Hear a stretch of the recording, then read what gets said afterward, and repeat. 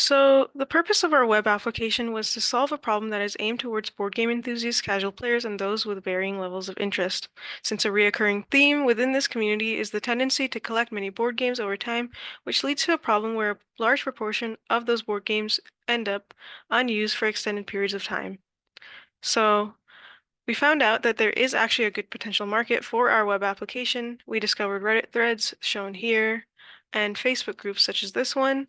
Um, with communities ranging from 30,000 to around 50,000 people for a similar concept. Although the issue with these being that platforms like Facebook and Reddit aren't really designed or aren't designed and catered to the needs of these specific set of users.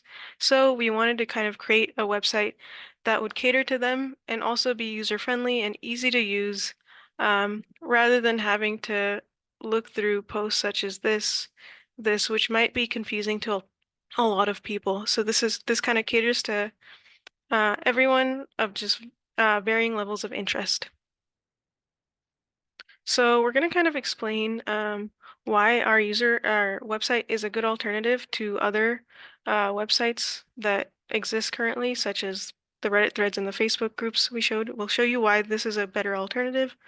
So this is kind of going to walk you through what guests can do.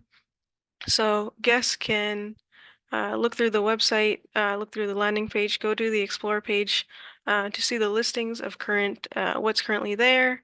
They can then use the search option, click into posts like they have just now. Um, then they can go back and then search for posts through advanced search. They can choose categories of board games that match what they need. There's a few options for categories that we have. And then we can also use conditions. We can uh, filter by what city you want to look for board games in. So if you're in Calgary, you want to search by Calgary. If there are no matches, it'll show that there are no matches. And yeah, you can just keep searching through this advanced search to figure out what exactly you want, what exactly you need. Um, so if you want the board game Catan, for example, you can search for Catan. Um, or if you just want to look for for everything, you can just delete any of those filters or their searches and see all the listings available. If you want a game like Pandemic, you can also get that, if there is a post for it. Um, but yeah, there's some more functionality with the search, just searching, trying to search through provinces, but our current search works with cities in Canada, such as Calgary. Uh, so yeah, as well as Edmonton, if you want to search through that. Um, so you can see that one shows up for Edmonton. You might be interested in that, so you click into it. You click in and just look through it, like, and see all the information that that post has. You can also click into that user's profile, see all their listings that they have currently. Um, and then, yeah, and then now for a walkthrough of a logged in user, we'll kind of just go through that, kind of show how you can set your or sign up by setting an email, um, and just that whole process that's kind of expected on every sort of website. Um, you set your full name, you set your user, um, and then you can set your password as well. There's like an icon on the side that lets you see what your password is in case you wanna, if you enter it incorrectly, just like I have right now. Um, and then you can choose to sign up after checking that everything that you filled is correct. Um, and then as you've created the account, it'll redirect you to that sign-in page, and then you can create your own account. We can kind of skip through this as it is kind of self-explanatory on what you need to do. So as the user's logged in, you can see navbar changes. It the website changes according to if you are a logged in user or not. Just like earlier, you can do advanced searches, you can do all sorts of things like that. We can move forward a bit here. You can look at user profiles. Let's say you're interested in a board game that a user has, such as code names. This user might have been interested in that, so they contact the poster saying, I would like this game. Let's trade, right? So from that, you can start a trade. It says message sent. You can go to your inbox to see what your messages are. So over here, that code names board game is there where you've sent a message saying I would like to trade those board games.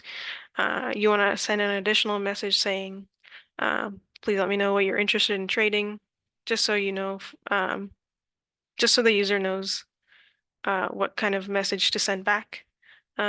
Then you can go back by pressing the For You button just to go see what your current listings are like. You can create a new post that only logged in users can do. Let's say you have a few board games that you want to trade. You set a title saying some games I have. You can be more specific if you only have one board game. Um, and then Yeah, you can set additional details like the conditions of your board games, the category that they belong in, the location are that you want to trade in as well. Um, and then after you've set all that information up, you can just choose to post all of that. You'll see a preview of of that post that you made. Um, you can see over here that you can edit it and then upload another photo if you like.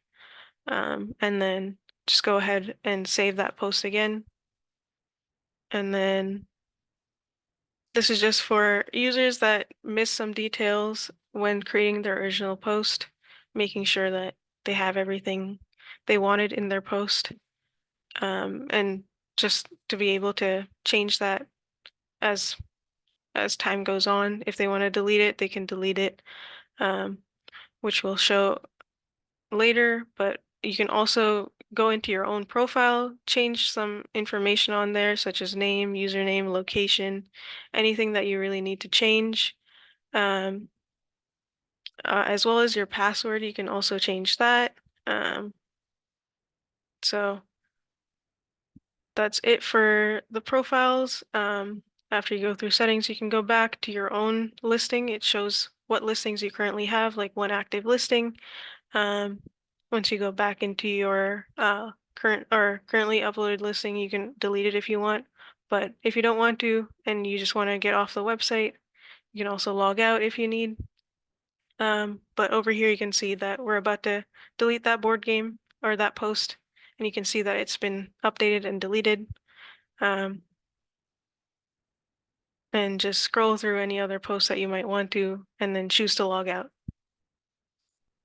But yeah, through all those demonstrated features, we believe that our website is a way better alternative than those Reddit threads and Facebook groups that we showed earlier, just because we offer a more UI-friendly experience and a lot more simpler experience for anyone with any varying level of interest in trading board games.